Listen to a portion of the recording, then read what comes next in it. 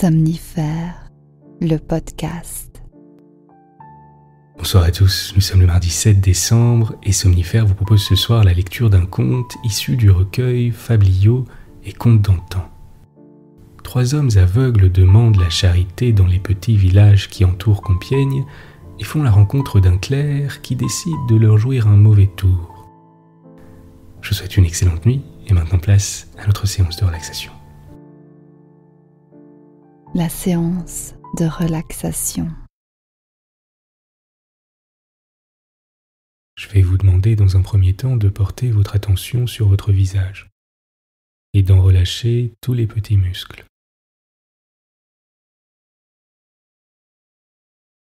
Ceux de la mâchoire,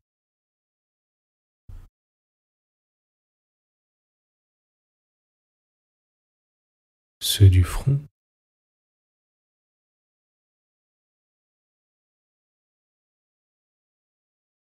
ceux de la lèvre supérieure et de la bouche,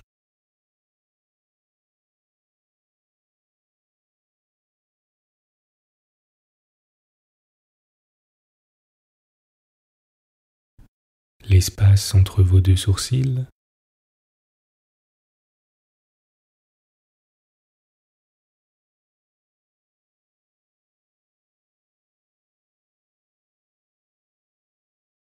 les paupières.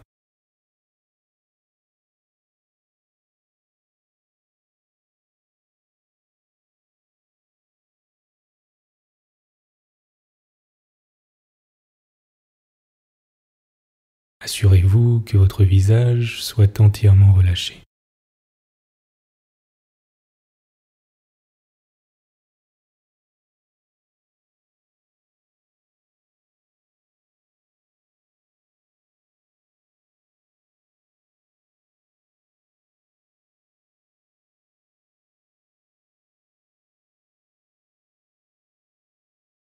À présent, laissez cette détente se manifester par une couleur que vous trouvez agréable, le violet par exemple, et se propager progressivement au reste de votre corps, en commençant par la nuque, le cou et les épaules,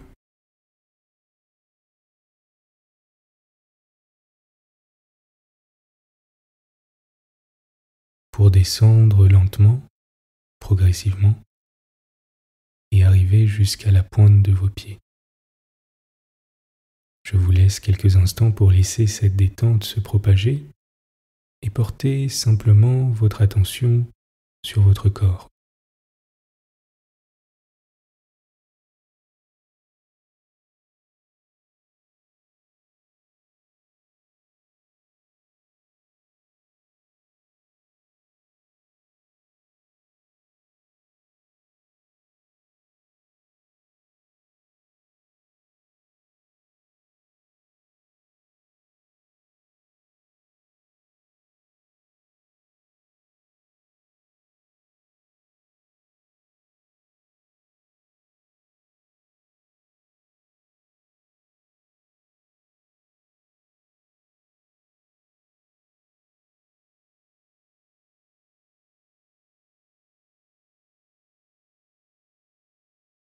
À présent que votre corps est entièrement détendu, portez simplement votre attention sur votre respiration.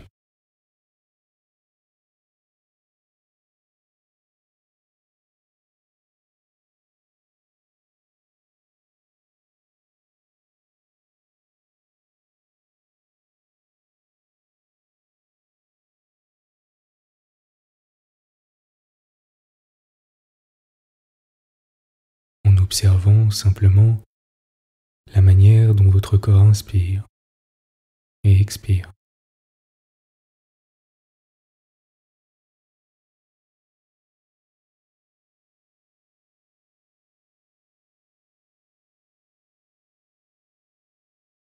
Les mouvements que cela provoque.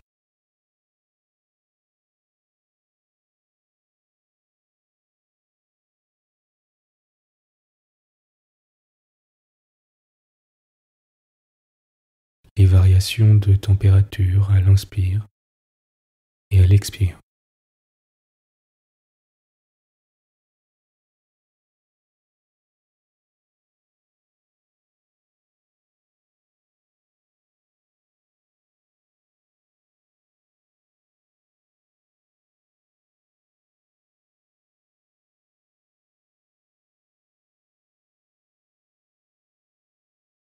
Observez simplement le flux de votre respiration, calmement, en douceur.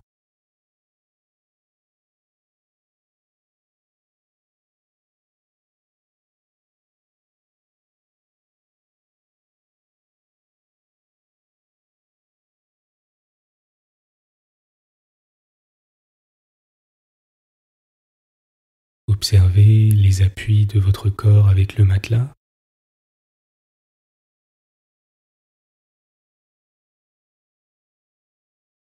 Et appréciez le fait d'être simplement là, dans le calme, en paix.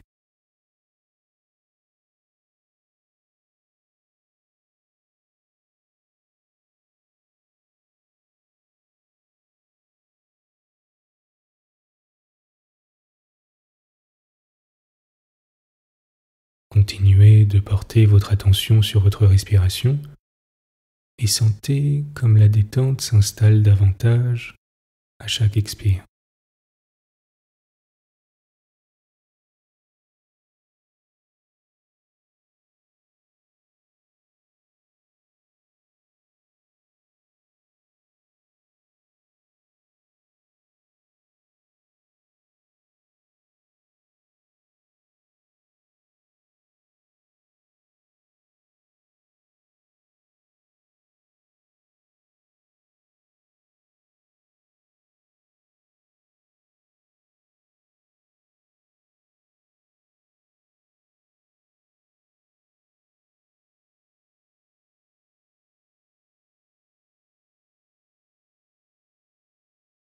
Vous êtes calme et détendu.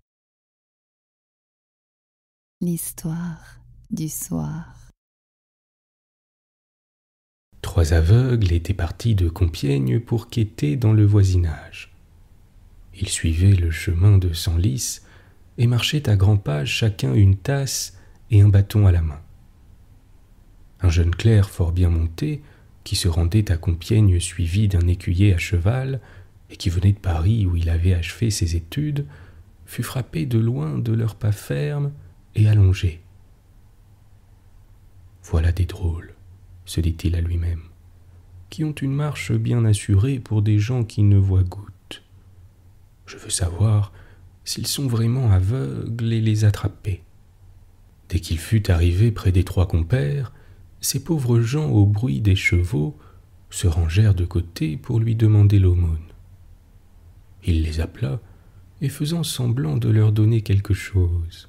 « Tenez, dit-il, voici un écu, vous aurez soin de le partager. Il est pour vous 3. »« Oui, mon noble seigneur, répondirent les aveugles, et que Dieu en récompense vous donne son saint paradis. » Quoiqu'aucun d'eux n'eût l'écu, chacun cependant crut de bonne foi que c'était son camarade qui l'avait reçu. Aussi, après beaucoup de remerciements et de souhaits pour le cavalier, ils se remirent en route, bien joyeux, ralentissant néanmoins beaucoup leurs pas.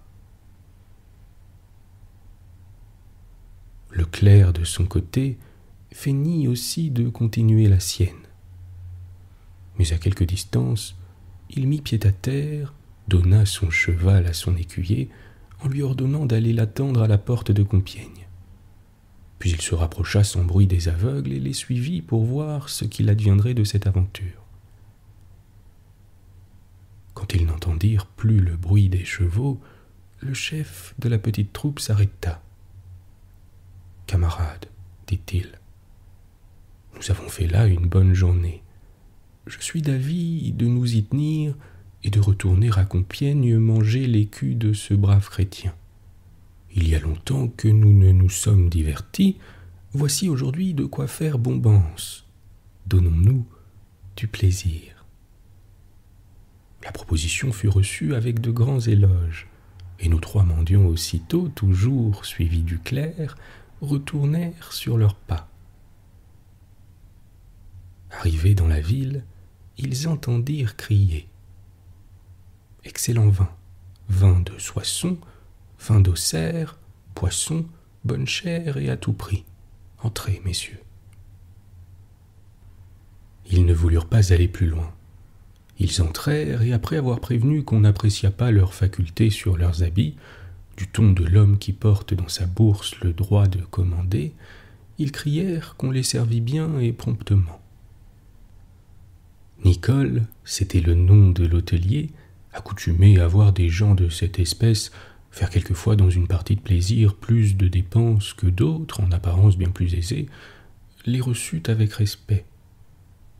Il les conduisit dans sa belle salle, les pria de s'asseoir et d'ordonner, assurant qu'il était en état de leur procurer tout ce qu'il y avait de meilleur dans Compiègne, et de le leur apprêter de manière qu'ils seraient contents. Ils demandèrent qu'on leur fît faire grande enchère, et aussitôt, maître, valet, servant, tout le monde dans la maison se mit à l'œuvre. Un voisin même fut prié de venir aider. Enfin, à force de main et de secours, on parvint à leur servir un dîner composé de 5 plats. Et voilà nos 3 mendiants à table, riant, chantant, buvant à la santé l'un de l'autre et faisant de grosses plaisanteries sur le cavalier qui leur procurait tout cela.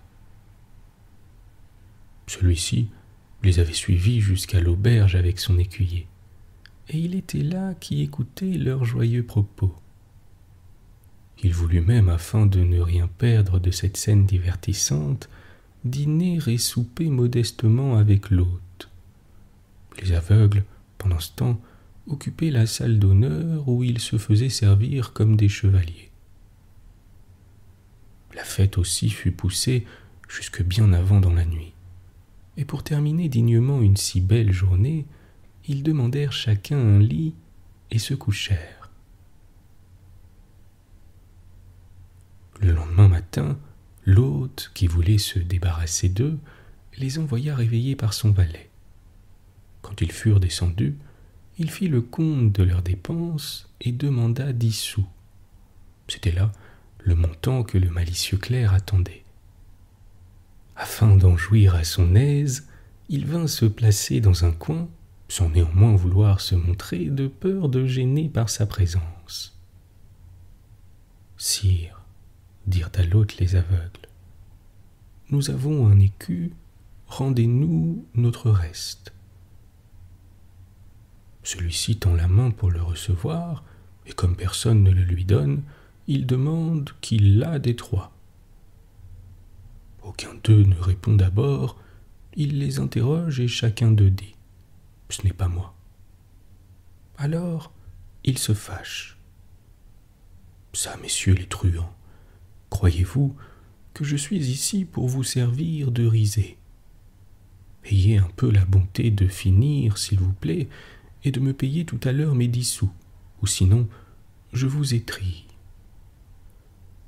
Ils recommencent donc à se demander l'un à l'autre l'écu, ils se traitent mutuellement de fripons, finissent par se quereller et font un tel vacarme que l'hôte, furieux, leur distribuant à chacun quelques paires de soufflets, crie à son valet de descendre avec 2 bâtons. Le clerc, pendant ce débat, riait dans son coin à se pâmer.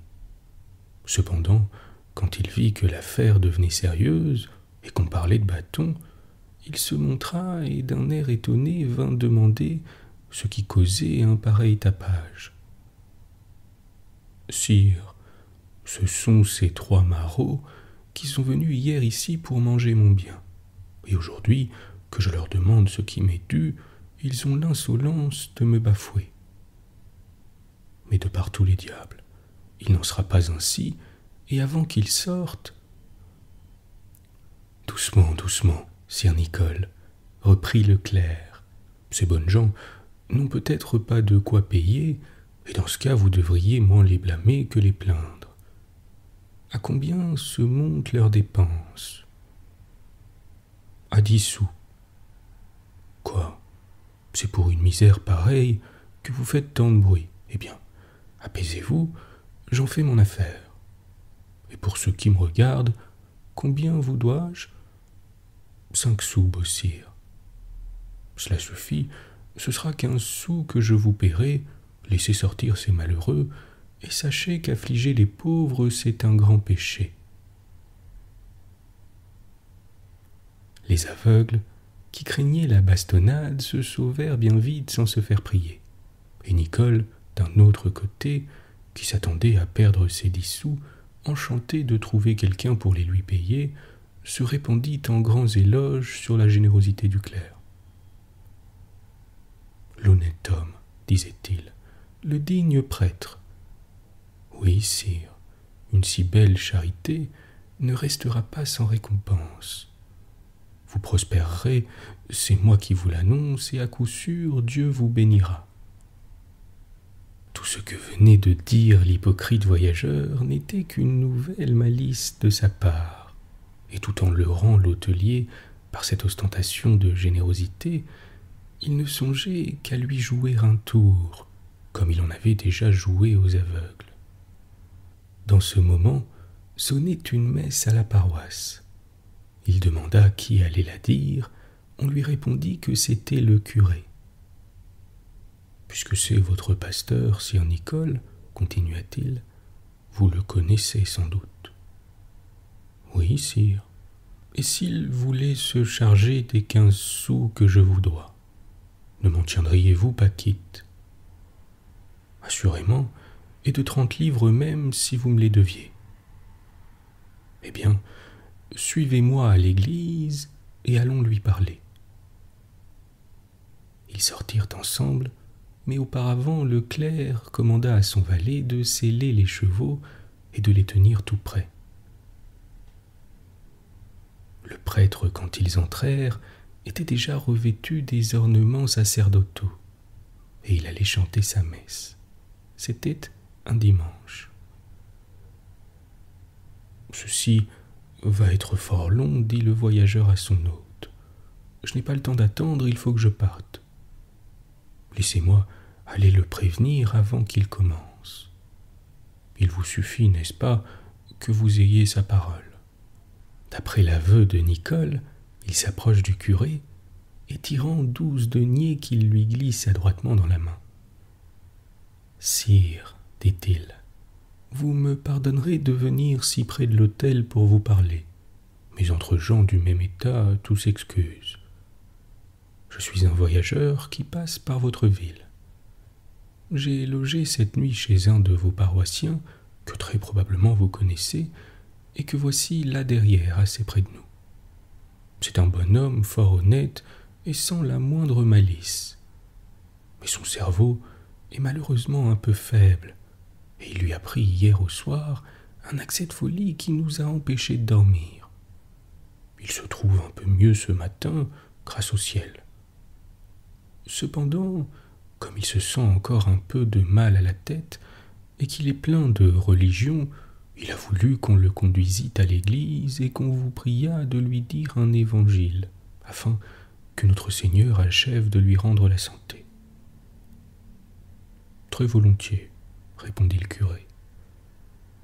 Alors, se tournant vers son paroissien, « Mon ami, lui dit-il, attendez que j'ai fini ma messe, je vous satisferai ensuite sur ce que vous désirez. » Nicole, qui crut trouver dans cette réponse la promesse qu'il venait chercher, n'en demanda pas davantage.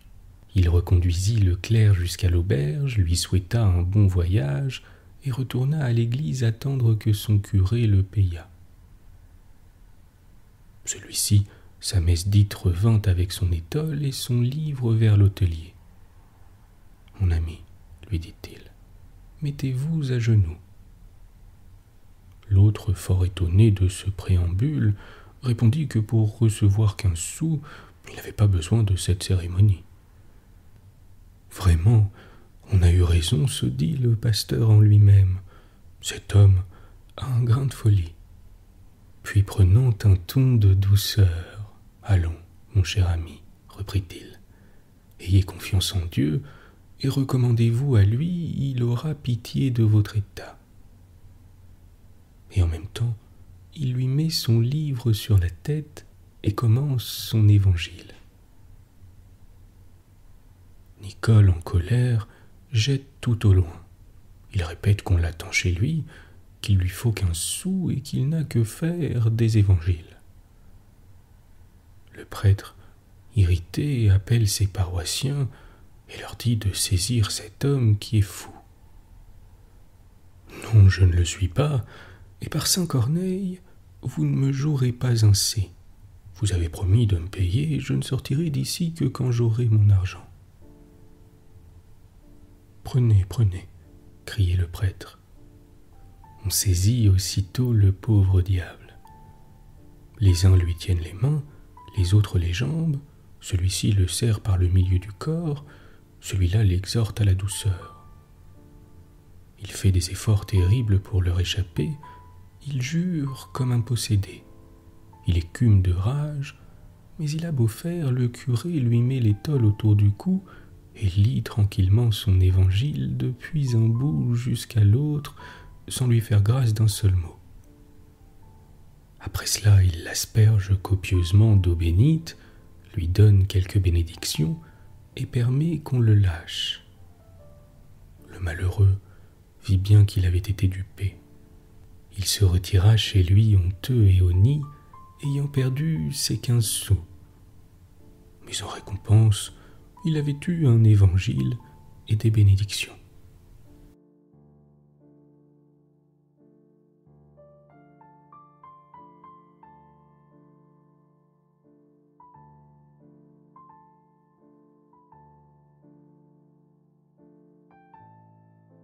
Bonne nuit. Bonne nuit.